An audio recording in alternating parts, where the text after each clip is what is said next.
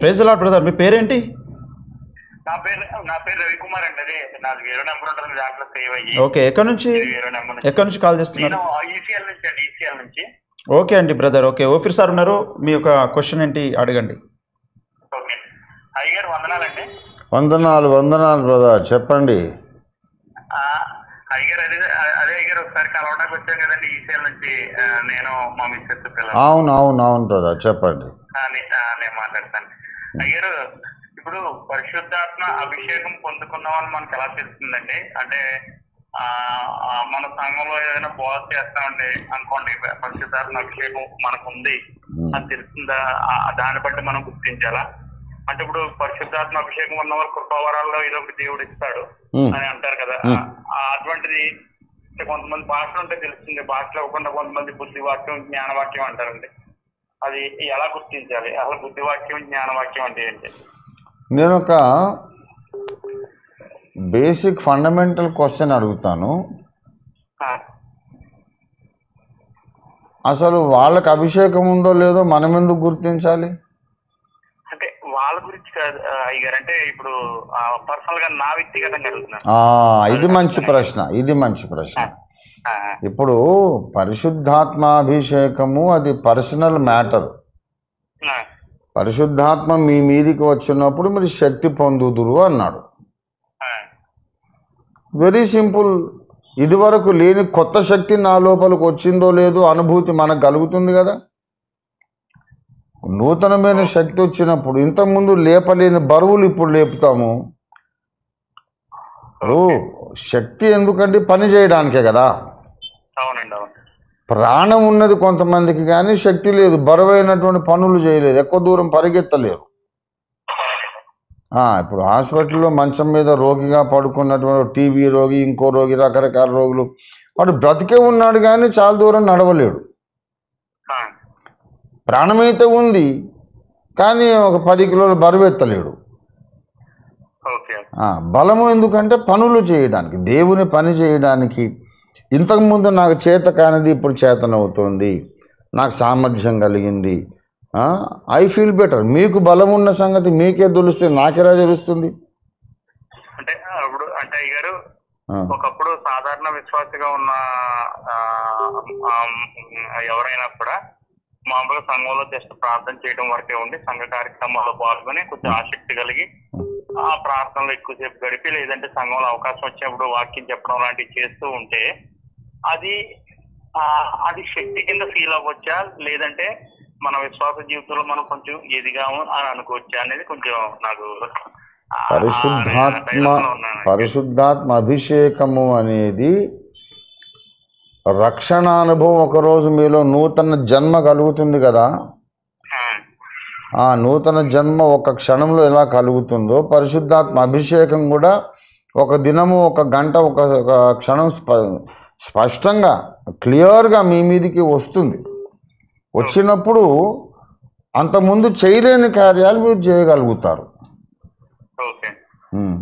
ఒక additional force, నాకు ఇంతకుముందు లేనిదేదో నా లోపలికి ఒక బలం వచ్చిందనే ఫీలింగ్ మీరు అనుభవిస్తారు. అది అన్య భాష రావచ్చు, రాకపోవచ్చు, ఇంకా వేరే వరం ఉండొచ్చు. మీ బలహీనత, మీ బలం మీరే అనుభవిస్తారు. అంటే ఇప్పుడు పరిశుద్ధాత్మ అభిషేకం ఉంటే ఖచ్చితంగా 9 కృపావరాల్లో ఏదో ఒక కృపావరం ఉండొచ్చు అని అనుకోవచ్చు అంటారా? లేదు, అది దేవుడు ఇస్తాడు. ఇప్పుడు పరిశుద్ధాత్మ మీ మీదికి దయచేసి మీరు స్పష్టంగా, మీ దగ్గర బైబిల్ ఉందా? బైబిల్ అంటే నేను ఫోన్ ఇది కట్ అయిపోతుంది. పర్వాలేదు, నేనే చదువుతాను. పరిశుద్ధాత్మ అను వరము అపొస్తలుల కార్యాలు 2:38లో అప్పుడు మీరు పరిశుద్ధాత్మ అనువరము పొందుదురు. పరిశుద్ధాత్మే ఒక వరం. ఆయన ఒక వరముగా మన మీదకి వచ్చిన తర్వాత మరి 1 కొరింథీ 12:11లో వీటన్నిటినీ ఆ ఆత్మ ఒకడే తన చిత్తము చొప్పున ప్రతివానికిని ప్రత్యేకంగా పంచి ఇచ్చుచు కార్యసిద్ధి కలుగజేయుచున్నాడు. పరిశుద్ధాత్మే ఒక వరము, ఆయన ఇచ్చే వరాలు ఇవి. ఓకే ఓకే పరిశుద్ధాత్మ యాజ్ ఎ గిఫ్ట్ మన మీదకి వస్తాడు. వచ్చిన తర్వాత ఆయనకు ఏది నచ్చితే అది మనకి ఇస్తాడు. ఏది ఇవ్వాలనుకుంటే అది ఇస్తాడు. ఇవ్వచ్చు ఇవ్వకపోవచ్చు కూడా. మనం అడిగితే ఇస్తాడు, తప్పకుండా ఇస్తాడు. తప్పకుండా ఇస్తాడు. ఓకే. బుద్ధివాక్యం జ్ఞానవాక్యం అంటే ఏంటండి? బుద్ధివాక్యము జ్ఞానవాక్యం అని అంటే దానికి చాలామంది రకరకాల వ్యాఖ్యానాలు చెప్పారు. కానీ నేనేమనుకుంటాను, నాకు అర్థమైంది ఏంటంటే the word of wisdom and word of knowledge అని ఉంటుంది. ఇప్పుడు దానియేలు శ్రేష్టమైనటువంటి బుద్ధి, తెలివి, వివేచన కలిగి ఉండెను అని ఉంది కదా దానియేలు గురించి. ఏమండి, ఎవరికి అర్థం కాని సంగతులు ఆయనకు అర్థమవుతాయి. శ్రేష్టమైన బుద్ధి జ్ఞానములు కలిగిన వాడు దానియేలు సంగతి మనం చూద్దాము దయచేసి. దానియేలు మొదటి అధ్యాయము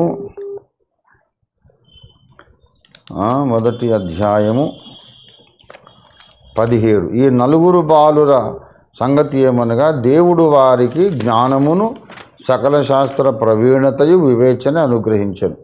మరియు దానియేలు సకల విధములగు దర్శనములను స్వప్నభావములను గ్రహించు తెలివి గలవాడై ఉండెను. కాబట్టి వేరే వాళ్ళకు అర్థం కానివి దానియేలుకు అర్థమవుతాయి. శ్రేష్టమైన బుద్ధి, జ్ఞానము, వివేకము. తర్వాత జ్ఞానవాక్యము అనేది, బుద్ధివాక్యము జ్ఞానవాక్యం అనేది ఇప్పుడు అది కూడా దానికి సంబంధించినదే. పరలోక మర్మాలు, వాక్యంలోని మర్మాలు, సాధారణ విశ్వాసులకు అర్థం కాని గోచరం కాని సంగతులు, ఆ జ్ఞానాన్ని వాళ్ళు పొంది. ఇప్పుడు చూడండి, సామెతల గ్రంథమంతా కూడా జ్ఞానము లేని వారులారు మీరు ఎంతకాలము జ్ఞానము లేని వారుగా ఉండకూడదురు, దేవుని కూర్చిన విజ్ఞానము నీకు లభించును అని అంటాడు. గనక బుద్ధి జ్ఞానము ఈ రెండు కూడా దాదాపుగా అక్క చెల్లెళ్ళ వంటివి. బుద్ధి జ్ఞానములు ఒకదానికోటి కనెక్టెడే. కొలస్సీ పత్రికలో మీరు చూస్తే 2వ అధ్యాయము, బుద్ధి జ్ఞానముల సర్వసంపదలు ఆయనలో గుప్తమై ఉన్నాయి. యేసుక్రీస్తు ప్రభు యొక్క ఆయన లోపల బుద్ధి జ్ఞానముల యొక్క సర్వసంపదలు గుప్తమై ఉన్నాయి. కాబట్టి బుద్ధి జ్ఞానము బుద్ధి అనేవి దాదాపుగా ఒకదానికొకటి కనెక్టెడ్. విన్నారా? అయితే దైవ మర్మాలు గ్రహించటము, ఈ లోకంలో దేవుని కార్యాలు జరిగించడానికి కావలసిన జ్ఞానం, ఇవి రెండు నాయకత్వ సామర్థ్యానికి సంబంధించిన విషయాలు. ఇది మీరు గ్రహించాలి. ఏంటంటే మోషే చేతుల నుంచి ఉన్నప్పుడు యెహోషువ మీదకి వచ్చిన అభిషేకం పేరు అతడు జ్ఞానాత్మ పూర్ణుడాయను. ఎందుకంటే as a leader he needs wisdom. అలాగే సొలొమోను కూడా రాజుగా తనకు జ్ఞానం అవసరమని గ్రహించాడు.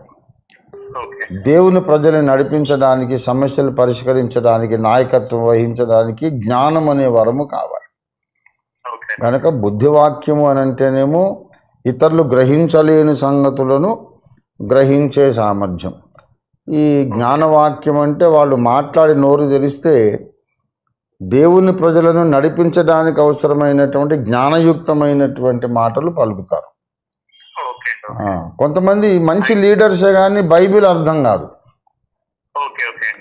కొంతమంది మంచి బైబిల్ టీచర్సే కానీ వాళ్ళకు లీడర్షిప్ క్వాలిటీ ఉండదు. ఈ రెండు కలిసిన వాడు యెహోషువ లాంటి, దావీదు లాంటి ఒక నాయకుడు అవుతాడు. ఇంకొక చిన్న ప్రశ్న అండి.